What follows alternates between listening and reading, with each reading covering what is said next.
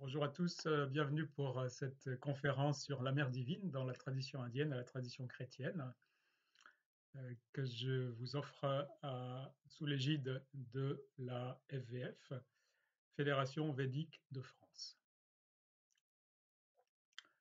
Pour commencer, je vais proposer quelques considérations, disons, historiques sur la mer divine et sa vénération dans la tradition indienne, puis dans la tradition chrétienne. Et pour finir, ce sera des remarques plus spirituelles en quelque sorte sur la spiritualité ou la vénération à la mer divine.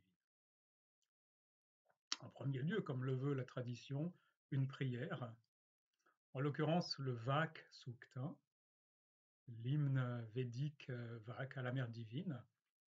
Sa référence est Rig Veda 10.25 et c'est peut-être le plus ancien hymne conservé ou connu adressé à la mer divine pour l'humanité entière.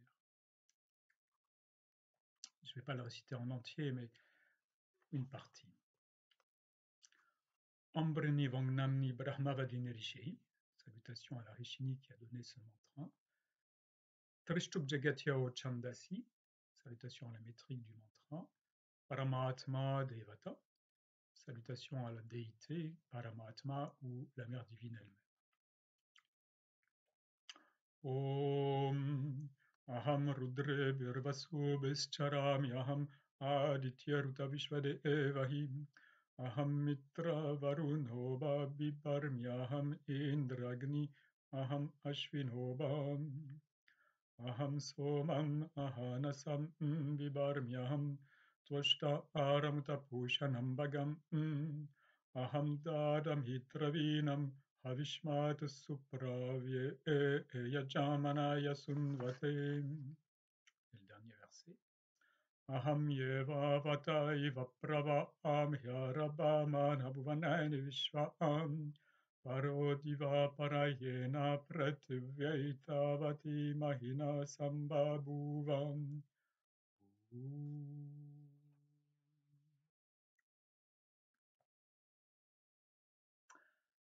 La première tradition indienne est en effet la tradition védique. Le corpus d'hymnes qui forme les Védas a été recueilli par les rishis en méditation profonde et vient des plans supérieurs. Les Védas sont ainsi considérés comme autorité, compte tenu de cette provenance divine. Dans cette première tradition, la place de la mère divine, de l'élément féminin, est réduite, il faut le dire. La tonalité des Védas, si l'on peut dire, est plutôt masculine. On trouve certes quand même des figures féminines qui sont Aditi, la mère des dieux, Sarasvati, connaissance en action, Usha, l'aube, Ratri, la nuit, et quelques autres, et donc Vak, la parole. Mais en pourcentage, ce sont très peu d'hymnes qui sont dédiés à la mère divine ou à des déités féminines. Donc cet hymne Vak que je vous ai récité en partie constitue une exception remarquable. Non seulement il est adressé à la mère divine cosmique, mais encore il a été reçu et transmis par une femme, Rishi, une Rishini, ce qui est rare dans les Védas. Et encore cet hymne est remarquable de par son sens, qui donne une vision formidable de la mère divine. Donc voici quelques éléments de son sens, je ne vais pas traduire mot à mot de façon complète, mais donner une bonne idée.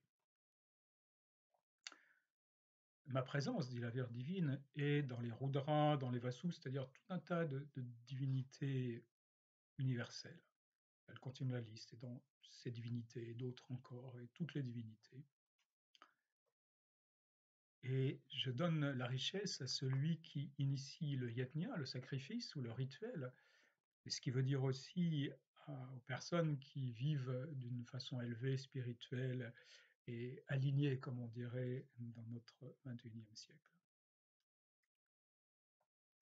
Je suis celle, continue la mère divine dans l'hymne, qui unit, qui confère les trésors, qui connaît le bonheur ultime. Je suis subtilement présente partout. Celui qui mange, celui qui voit, qui respire, le fait par moi.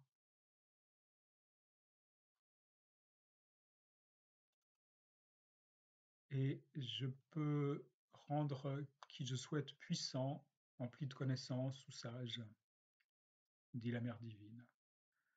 L'arc que je bande pour les flèches de Rudra est fait pour tuer ceux qui haïssent Dieu. On peut dire pour éliminer l'ego et atteindre la connaissance suprême. Ou disons pour permettre aux humains d'éliminer l'ego et d'atteindre la connaissance suprême. J'ai créé ce monde beau et plaisant pour les humains. J'ai subtilement rempli de ma présence la terre et le ciel. Et finalement, le 8e verset, je respire libre comme le vent, tout en maintenant ensemble tous les êtres créés. Je suis devenu si vaste que je suis au-delà de la terre et du ciel. Voilà, donc un hymne magnifique et inspirant. Encore une fois, une exception dans cette tradition védique qui ne laisse que peu de place à la mère divine. La tradition suivante, c'est celle des Upanishads, qui sont des textes philosophiques. À nouveau, le concept de Shakti ou de mère divine est peu présent, même s'il apparaît de temps en temps. Donc, bien sûr, la conférence présente n'a pas vocation à être complète ou détaillée. Ceux qui sont intéressés feront leurs propres recherches. On peut tout de même signaler que le terme Shakti est employé pour la première fois dans son acception actuelle, de façon claire, par une Upanishad qui s'appelle Shvetashvatara. Voilà, on continue à dérouler des sous-traditions de la tradition indienne, et à partir de maintenant, ce sont des traditions où l'élément divin féminin est beaucoup plus présent dans les textes et puis dans les pratiques. Comment cela apparaissent-ils? Comment ces éléments, disons, apparaissent-ils? C'est mystérieux. Peut-être, c'est juste mon hypothèse, que la vénération à l'élément divin féminin fait partie de la nature humaine spirituelle, et que même s'il n'est pas présent dans les fondations d'une tradition, à un moment donné, il apparaît.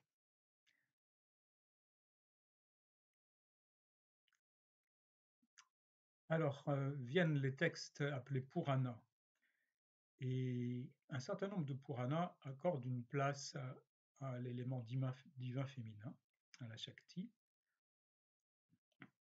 On peut singulariser deux d'entre eux, le Brahmanda Purana.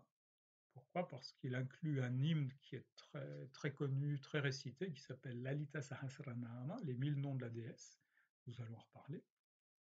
Et puis l'autre Purana à citer, c'est Markandeya Purana. Pourquoi? Parce qu'il contient le Devi Mahatmyam. Devi Mahatmyam, c'est un concept en soi. C'est un hymne extrêmement long. C'est tout un petit livre, en fait. Tout un petit livre comme ça, à la mère divine. Peut-être le plus long de la tradition indienne, puisque la récitation prend à peu près 3 heures. C'est très poétique, c'est une poésie plus douce et plus féminine que dans les Védas.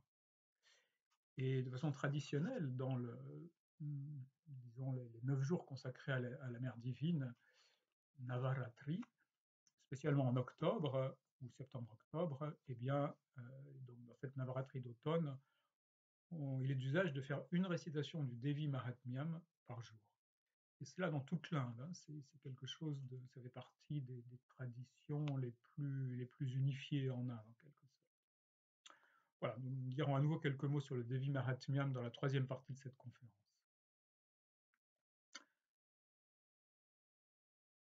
Je vais, juste pour donner une idée du style, citer une toute petite partie, juste quelques versets de ce Devi Mahatmyam, et plus précisément du 5e chapitre sur 13 d'un des hymnes. Cet hymne est appelé Tantroktam Devi Suktam, sans doute par opposition à l'hymne Vak, qui est l'hymne védique à la mère divine. Celui-ci est l'hymne tantrique ou dévotionnel à la mère divine. Voilà, juste un extrait, juste pour donner le goût, comment dire, l'élément de récitation.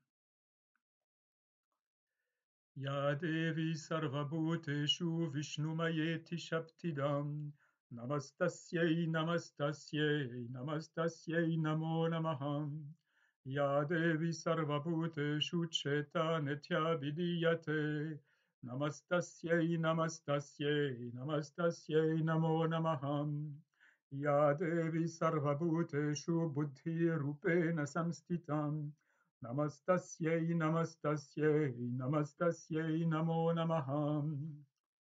Voilà, l'hymne se poursuit avec toujours ce même refrain.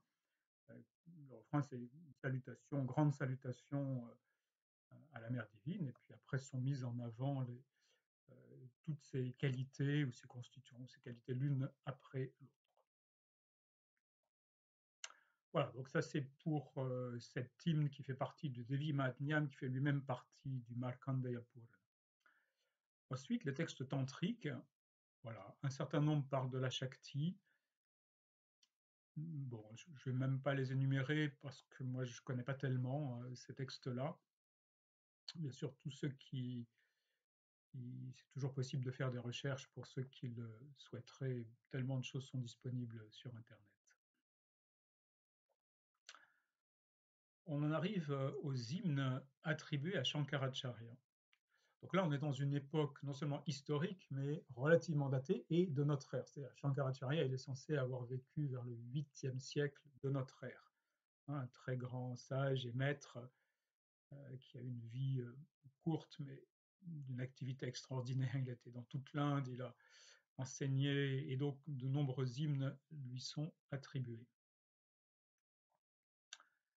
dont certains dédiés à la mère divine, au moins deux, sans doute plus, mais au moins deux, un qui est assez bref qui s'appelle le Bhavani Ashtaka, Ashtakam ça veut dire en 8 versets, et un hymne cette fois qui est extrêmement long, en 100 versets, qui s'appelle Saundarya Lahari, qui est un hymne très important pour la dévotion à la mère divine.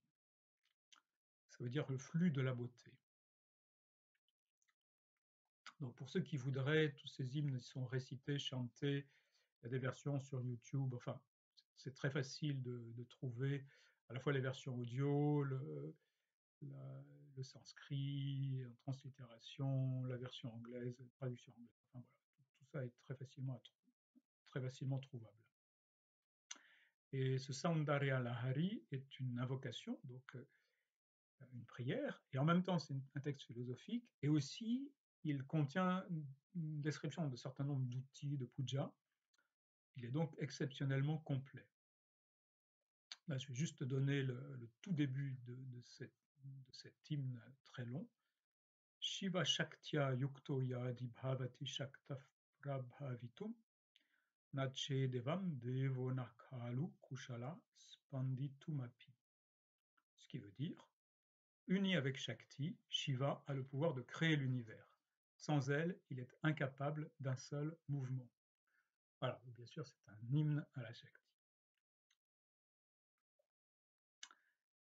Le dernier élément dont je voudrais parler, dans ce panorama, bien sûr très résumé, très bref, des différentes branches et époques de la spiritualité indienne à la mère divine, ce sont les écoles Shakteya, c'est-à-dire les écoles spirituelles, maître-disciple, où l'élément dominant en quelque sorte c'est la Shakti. Et donc précisément ces écoles considèrent, il y a des corpus, il y a des textes, considèrent de la philosophie, considèrent que la Shakti c'est, ou force divine, c'est l'élément essentiel, la source, l'essence, la substance de toute chose. Donc il y a vraiment dans l'univers une primauté de la Shakti. Voilà. Bien sûr, après, d'autres écoles ont d'autres vues, mais c'est leur vision des choses.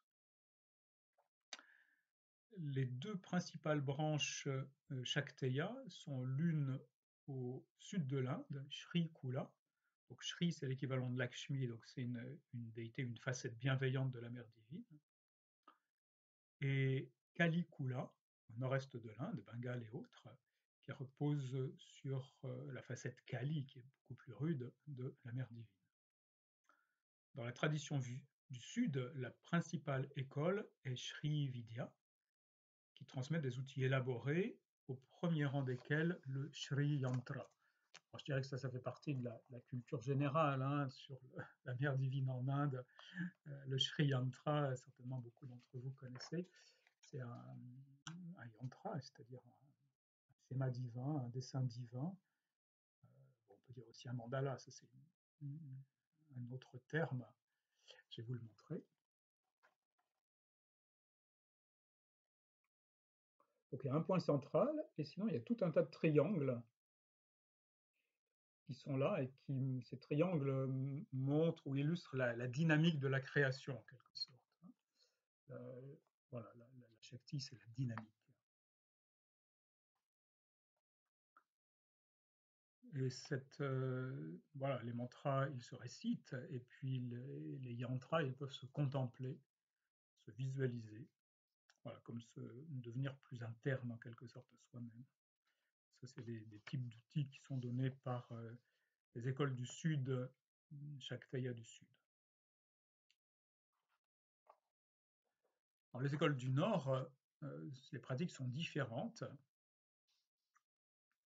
elles sont plus dures, puisque font partie des pratiques qui sont données dans ces écoles, des méditations dans les lieux de crémation.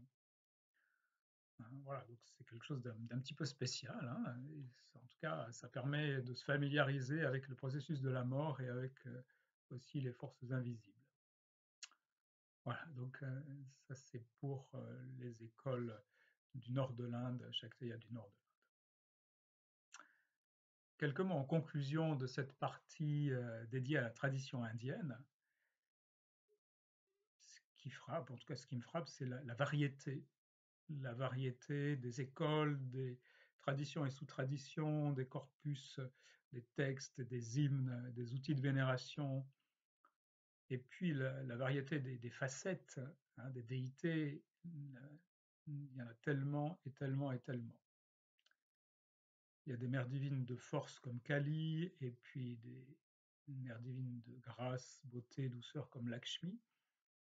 Et, en fait, il y en a tout un tas, hein. Il y en a vraiment, quelquefois on divise par 9, quelquefois. Enfin bref, c'est une infinité presque. Et il y a aussi des divinités qui ont une fonction précise. Et là, je voudrais citer Annapurna, qui est celle qui donne la nourriture. Donc on peut honorer avant un repas. Et puis jusqu'à la mère divine cosmique ou complète qui inclut toutes ces facettes. Voilà, alors peut-être cette diversité, ça permet d'accompagner l'être humain dans ses activités et aussi dans les étapes de son chemin d'évolution.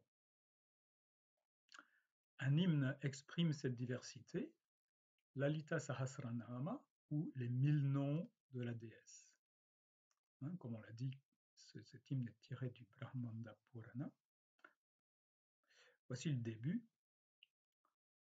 Là encore, c'est juste pour vous donner une idée, c'est un style encore différent, un style de récitation encore différent. Om Shrimata Shri Maharajni Shrimat Simhasaneshwari Chidagni Kunda Sambhuta Devakarya Samudyatam Udhyatpanu Sahasrava Chaturbahu Samanvitam Ragasvarupa Pashadya Krodakaram Kushodjvaram. Voilà, une petite idée des 1000 noms de la mer. Ok. Maintenant, nous allons passer un petit saut dans le temps et puis dans l'espace aussi pour venir en Europe, bassin méditerranéen, Europe, donc des éléments historiques sur la dévotion mariale dans la tradition chrétienne. Alors bien sûr, comme on le sait tous, la belle figure de Marie, elle apparaît dans les évangiles, hein. Marie, c'est la mère de Jésus. Et en même temps, dans les débuts du christianisme, et dans saint Paul en particulier, un des principaux fondateurs de la tradition religion chrétienne, il n'y a pas de référence à Marie, il n'y a rien sur la dévotion mariale, et très peu dans les premiers pères de l'Église. Et pourtant apparaît une tradition mariale, un culte marial. La plus ancienne trace en est un papyrus égyptien, écrit en grec, daté du IIIe siècle, IIIe au début du IVe siècle, contenant une antienne ou prière à Marie, qui ensuite a vécu sa vie, et donc bien sûr c'était en grec, hein, mais elle a un nom latin qui est Subtum Praesidium, sous l'abri de ta miséricorde. Donc si on donne une version française, sous l'abri de ta miséricorde nous nous réfugions, Sainte Mère de Dieu, ne méprise pas nos prières, quand nous sommes dans l'épreuve, mais de tous les dangers délivre-nous toujours, Vierge glorieuse et bénie. Voilà, donc un culte marial qui se développe, en tout cas en Égypte, peut-être ailleurs. Comment ce culte marial, qui n'existait pas au tout début est-il apparu? C'est mystérieux. Donc on peut faire la même hypothèse que celle déjà exprimée dans la tradition indienne, que ça fait vraiment partie de la nature humaine spirituelle, de s'adresser au divin sous une forme féminine. Il y a comme un besoin, une aspiration ou un élan en ce sens, hein, chez l'être humain. Et donc ça finit toujours par apparaître. Il se peut aussi, une autre hypothèse, hein, qu'il y ait, comment dire, qu'il y ait eu des traces des cultes antiques, notamment le culte égyptien ancien, qui, où il y avait un aspect de culte à la déesse, et que peut-être des traditions populaires se soient maintenues et qu'elles soient naturellement, entre guillemets, devenues une dévotion à Marie. Hein. Bon, ça c'est juste une hypothèse, hein, on n'en sait rien. Peut-être c'était ça ou peut-être pas. En tout cas, une dévotion mariale apparaît dans l'Antiquité, les premiers siècles. Et puis ça va se développer. En tout cas, il y a aussi la prière Je vous salue Marie, à la fois dans sa première partie et en langue grecque, hein, qui apparaît. Donc dans sa première partie, parce qu'il y a deux parties, la deuxième partie apparaîtra bien plus tard, on va en reparler 15e, 16e, mais la première partie du Ave Maria, c'est assez simple, hein, c'est le raccordement de deux salutations, celle de l'ange Gabriel à Marie dans Luc 1, 28, Je te salue, comblée de grâce, le Seigneur est avec toi. Et ensuite, la salutation d'Élisabeth à Marie lors de la visitation dans Luc 1, 42. Tu es bénie entre les femmes et le fruit de ton sein est béni. Voilà, ça forme la première partie de l'Ave Maria. Et donc, il apparaît dans des liturgies en langue grecque dès le 5e siècle. Voilà, maintenant nous allons sauter quelques siècles et aussi faire un saut dans l'espace pour nous rendre au Moyen Âge en Europe occidentale, spécialement en France. 11e siècle, 12e siècle, là il n'y a aucun doute qu'il y a un essor considérable du culte marial. On peut le voir de plusieurs... il y a plusieurs choses qui en attestent, hein, plusieurs éléments qui en attestent. D'abord, dans les hymnes. Donc là, on retrouve l'Ave Maria qui, probablement 11e siècle, mais on ne peut pas être tout à fait sûr, mais en tout cas qui est adoptée par des abbayes, par des moines dans leur liturgie quotidienne. Voilà, cette fois-ci en langue latine. Et puis, 11e siècle également, a lieu la composition de l'hymne Salve Regina, probablement par l'évêque du Puy, Adhémar de Monteil. Voilà, certains connaissent, certains d'autres peut-être pas, donc je vais juste en donner une version française. Salut, ô Reine, Mère de miséricorde, notre vie, notre consolation, notre espoir, salutations. Enfants d'Ève, de cette terre d'exil nous crions vers vous nous soupirons, gémissant et pleurant dans cette vallée de larmes. Ô vous, notre avocate, tournez vers nous vos regards compatissants, et après cet exil, obtenez-nous de contempler Jésus, le fruit béni de vos entrailles. Ô clémente, ô miséricordieuse, ô douce Vierge Marie. Voilà, donc dans cet hymne, Marie est qualifiée de reine, Regina, et également elle est mère, pas seulement du Christ, mais mater miséricordiae, donc mère de tous en quelque sorte. Hein, et donc ça c'est voilà, un signe vraiment de dévotion mariale et de cet essor marial qui a lieu dans les siècles 11e et 12e. Un autre signe, c'est que des églises, dans le style roman de l'époque, il y a un style roman, se construisent par centaines, et une proportion importante est consacrée à Marie, Notre-Dame. Voilà, donc une dévotion très forte, populaire pour Marie.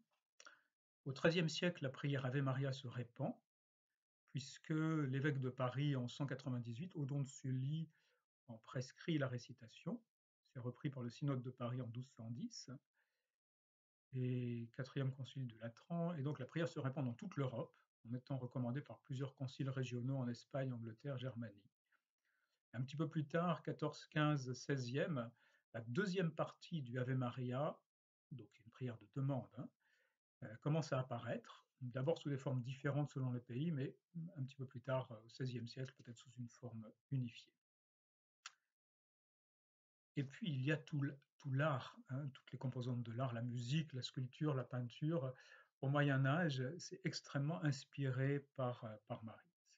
C'est très frappant, hein, la musique, tellement d'œuvres musicales sont basées sur des messes à Marie, le Magnificat, quoi que ce soit.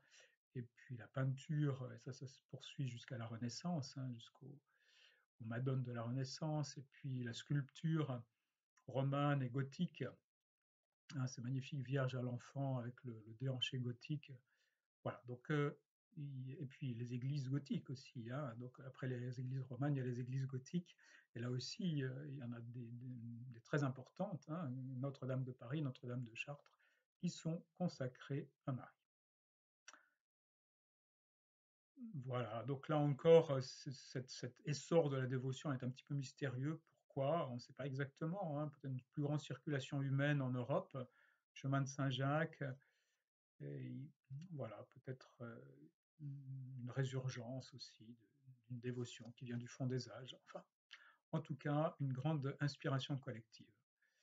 Et on a là encore l'impression que ça vient de la base, hein, ça vient du peuple, ça vient d'un tas de courants souterrains, et seulement après c'est repris par les théologiens, par l'institution, quelquefois avec un petit peu de prudence, hein, comme Bernard de Clairvaux, qui effectivement appelle Marie Notre-Dame, et en même temps, on sent il est un petit peu prudent, hein, il souligne aussi la primauté du Christ sur Marie. Voilà, donc ça c'est les siècles les plus glorieux, mais ensuite ça se poursuit. Et puis bon, là je vais pas donner beaucoup de détails, juste signaler un prêtre avec un aspect mystique et saint qui s'appelle Louis-Marie Grignon de Montfort, hein, certainement certains d'entre vous le connaissez, fin du XVIIe siècle, début du XVIIIe, qui écrit un traité de la vraie dévotion à la Sainte Vierge. Voilà, un texte qui a une certaine force, même si c'est dans un style qui est très différent de ce qu'on ferait aujourd'hui, donc c'est un petit peu difficile à lire, si on peut dire, mais en même temps, voilà, probablement ça a eu un certain impact à son époque. Et puis au XIXe siècle, il se passe quelque chose de très particulier, très très spécial, qui sont les apparitions mariales.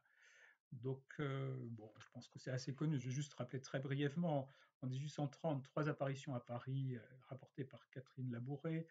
1846, à La Salette, une apparition à 2 enfants.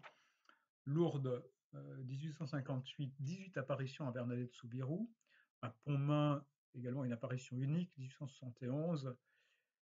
Et puis voilà, et d'autres. Et puis ça se poursuit au XIXe siècle. Là, du coup, à Fatima, c'est au Portugal. En France, à l'île Bouchard. Croatie, Medjugorje. Bon. Donc, que penser de cela? Ben, chacun pense ce qu'il veut, chacun de se faire son opinion, hein. Euh, bon, peut-être que il y a quelque chose de, enfin, probablement c'est très authentique, hein, ces apparitions. Peut-être on peut dire qu'il y a la mère divine qui intervient là, dans l'essor disons, dans le développement du christianisme pour valider en quelque sorte ce courant de dévotion mariale, hein. Donc à noter que les personnes qui reçoivent ou qui sont les visionnaires et les entendants des apparitions, ce sont souvent des enfants et des personnes humbles, hein. Donc dévotion mariale, c'est beaucoup ça, hein. Donc c'est pas les docteurs de l'Église, c'est voilà, quelque chose de la base en quelque sorte. Et donc voilà, les forces d'en haut interviennent pour valider, peut-être encourager cette dévotion mariale. Là encore, à chacun de penser ce qu'il en souhaite, hein, de penser ce qu'il souhaite. Et puis, en conclusion de cette deuxième partie, on peut dire que la tradition chrétienne offre une figure de mère divine. Donc là, c'est très différent de la tradition indienne avec toutes ses figures, hein. Une figure, et une figure étonnante aussi, en ce qu'il s'agit à la fois d'une figure humaine historique, qui est Marie, et d'une puissance archétypale et spirituelle qui transcende toute figure historique. Et cette figure, elle est magnifique, elle est tellement belle et inspirante, hein, dans son oui à la présence divine, dans son extrême sainteté, dans son amour, compassion, grâce personnifiée.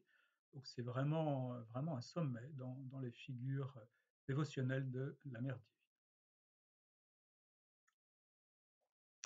Alors j'en viens à la troisième partie, qui sont quelques réflexions sur la signification profonde, spirituelle, de la dévotion à la Mère divine, avec des éléments de comparaison des traditions indiennes et chrétiennes. Alors, comment définir la Mère divine? C'est sans doute l'hymne védique que nous avons cité, le Vak Sukta, que l'idée de la Mère divine est la plus complète. Déjà, j'ai donné quelques éléments de traduction, et puis, bon, avec aussi l'aide des maîtres, on peut tenter une formulation. On peut dire que la Mère divine est la force conscience centrale de l'univers et qu'elle est chargée d'amener tous les êtres à leur plus haut potentiel divin, selon l'intention divine primordiale. Bon, voilà, c'est une petite définition, on va revenir. Qu'est-ce qu'on entend par là? Eh bien, dire que dans l'univers, il y a une intention divine primordiale, celle de Dieu Père Créateur. Lors de la création de l'univers, il a voilà, comme envoyé l'univers dans une certaine direction, qui est une direction, en tout cas d'après la philosophie de mon maître Sri Tathagata et des Dharma Sutras, du texte dont il a été inspiré, voilà, la direction, c'est que chaque être va vers son accomplissement. Donc ça veut dire qu'il y a une force, la grande force, c'est une force d'évolution qui amène chaque être à son apogée, à son accomplissement. Donc ça, c'est déjà dans l'intention primordiale. Mais ensuite, eh bien, on peut dire que c'est la mère divine qui agit, c'est la dynamique, et qui est la mère divine, on peut dire que c'est la conscience et force, la conscience centrale et force universelle et illimitée qui anime, qui est présente en tout être et toute chose, donc qui anime toute la dynamique de la création, par les grands devas, les grands êtres subtils qui régissent l'univers. Et puis, en fait, la mère divine donne le nourrissement à tous les êtres, donne l'énergie à tous les êtres, mais aussi éventuellement les épreuves transformatrices. C'est comme si elle sculptait tous les êtres sans relâche dans une vie donnée, et même de vie en vie, pour les amener vers l'accomplissement. Et dans le cas de l'être humain, il faut le dire, là encore je reprends les Dharma Sutras, avec l'accord de l'être humain et sa participation consciente, jusqu'à un certain niveau d'évolution, l'évolution se fait d'elle-même, et à partir d'un certain moment, il y a le libre arbitre humain, il doit y avoir un accord de l'être humain pour continuer son parcours évolutif. Voilà, finalement, cette force mère universelle, elle est tout amour et toute compassion, quand les choses sont vues en quelque sorte avec la vision ultime, c'est tout amour et toute compassion. Voilà, d'où la justesse et l'attraction de la figure de Marie, même si peut-être dans un langage chrétien on dirait miséricorde plus que compassion, mais peu importe.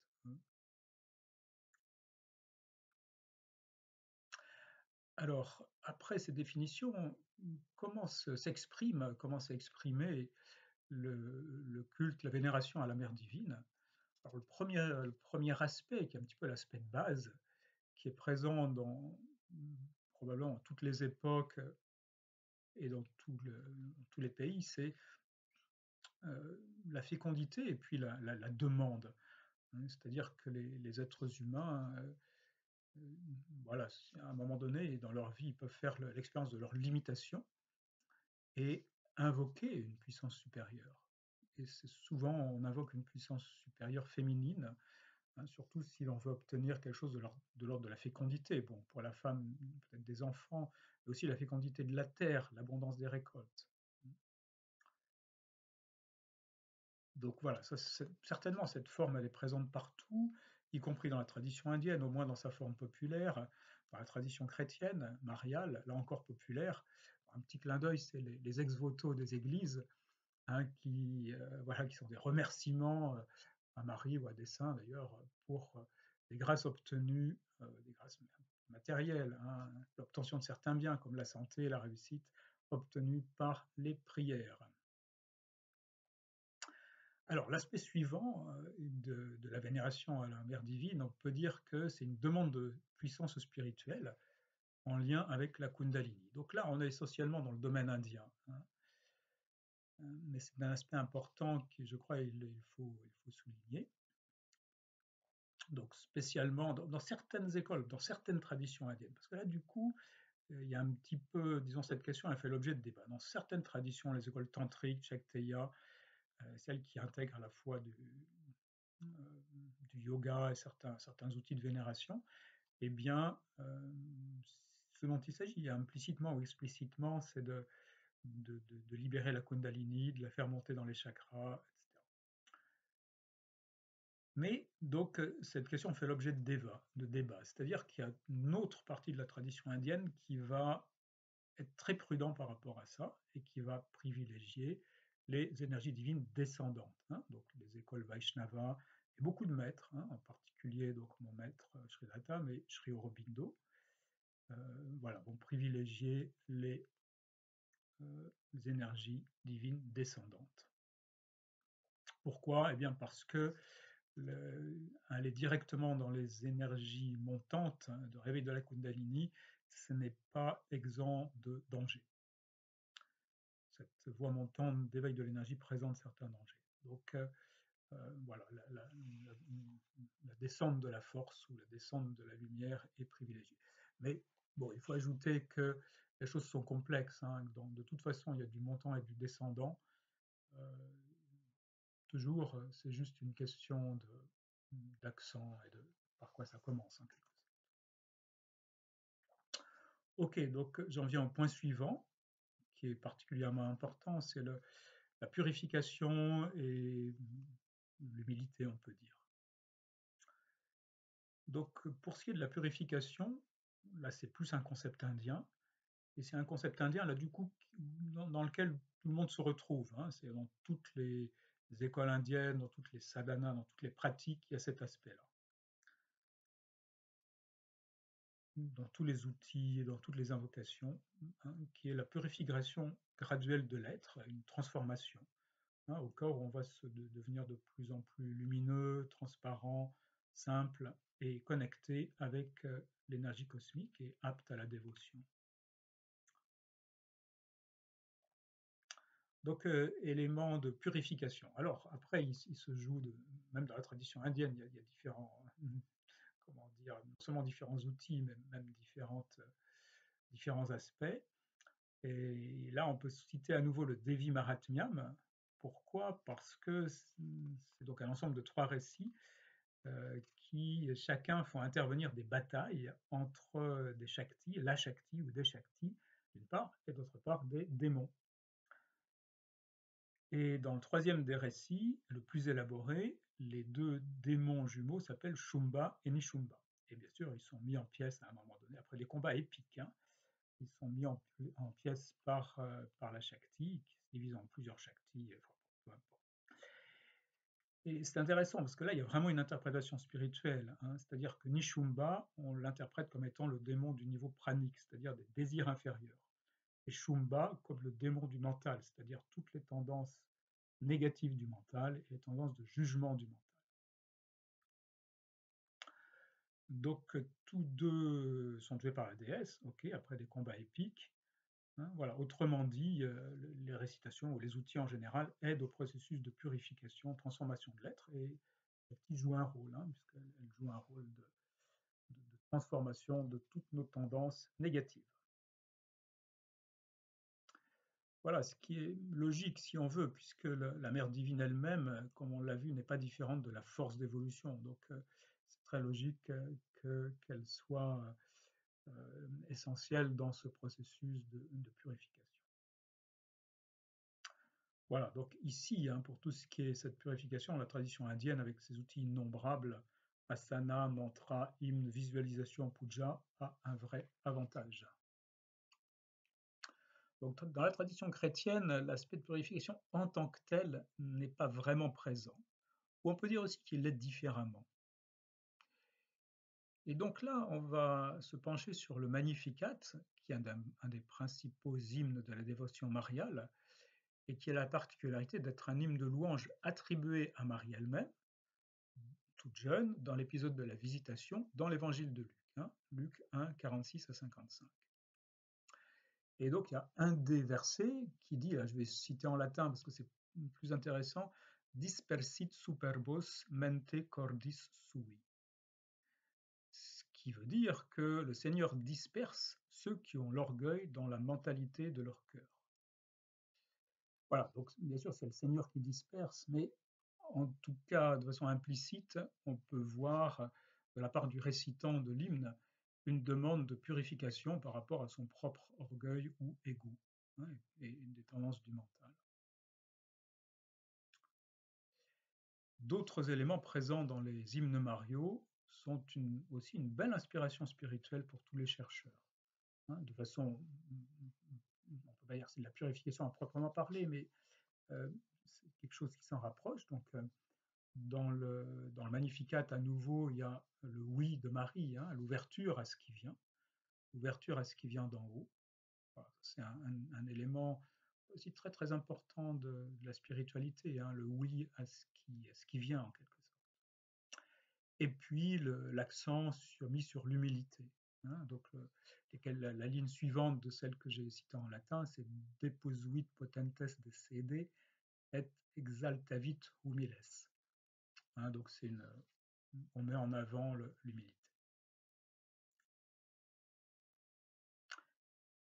Voilà, et puis, comme on le sait aussi, donc dans le Ave, la dernière partie, la deuxième partie du Ave Maria et dans le Salve Regina, il y a des demandes faites à Marie de prier ou intercéder pour nous les êtres humains. Hein, autrement dit, nous aider dans notre chemin d'ascension vers Dieu. Voilà, donc on peut dire que la démarche, elle est un petit peu différente, hein, puisque dans le cas de la tradition indienne, c'est plus des pratiques spirituelles, hein, pratiques avant tout individuelles, hein, mais pourquoi pas collectives, donc, pratiques spirituelles de purification, d'évolution. Et puis, dans la tradition chrétienne, c'est la prière.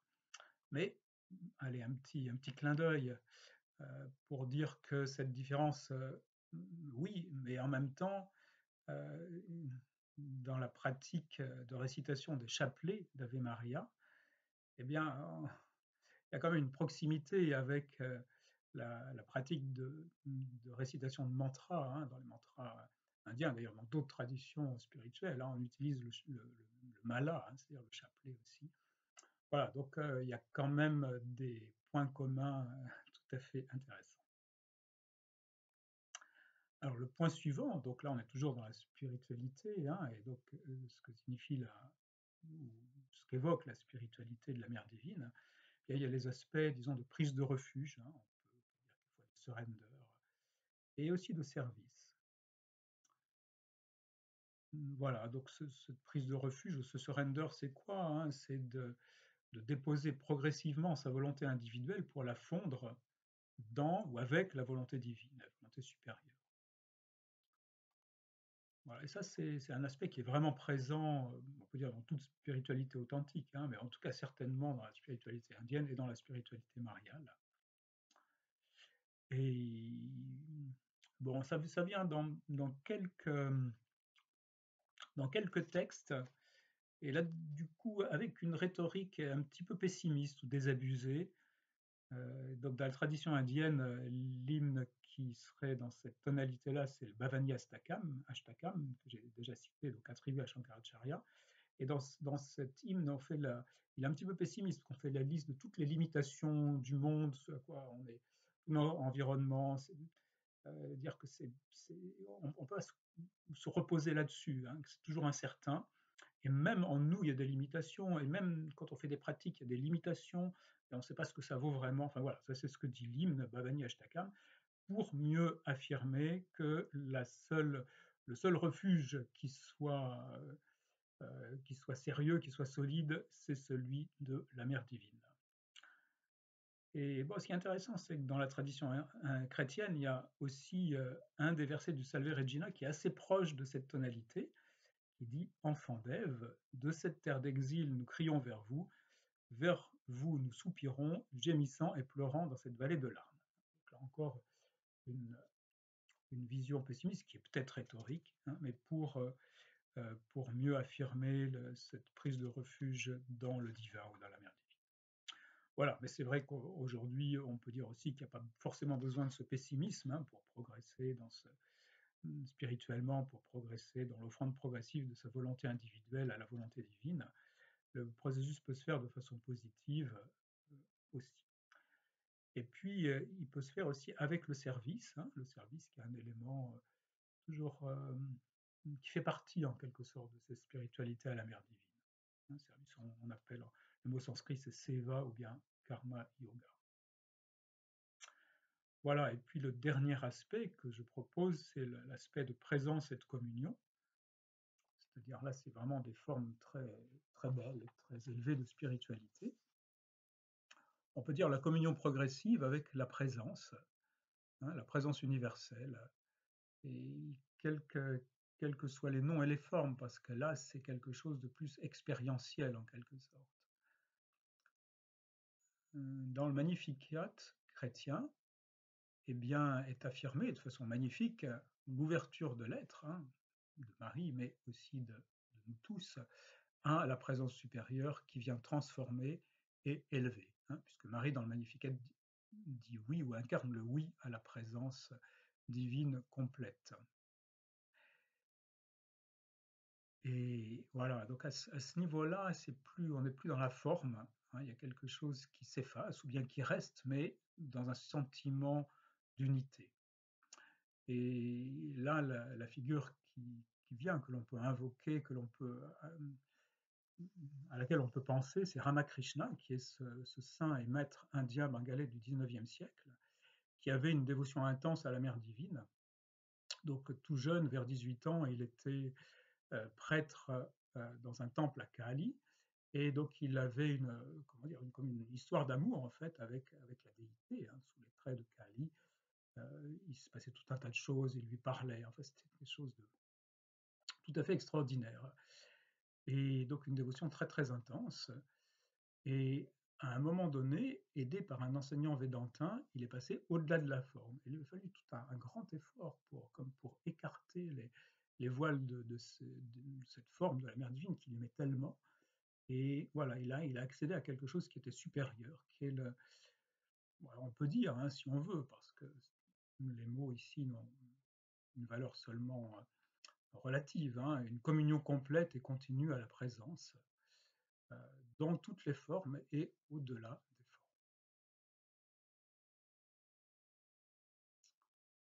Et d'ailleurs, comme on le sait, Ramakrishna a exploré à la fois toutes les traditions indiennes et aussi la tradition musulmane et chrétienne. Il a une expérience dans un endroit qu'on peut visiter d'ailleurs, hein, près de Calcutta. Il a une expérience avec Marie. Je crois qu'il a eu deux expériences, une avec Marie, une plus tard avec le Christ.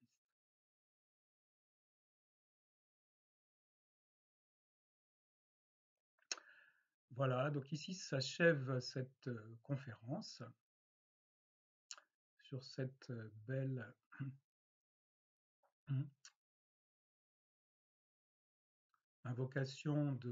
évocation de Ramakrishna.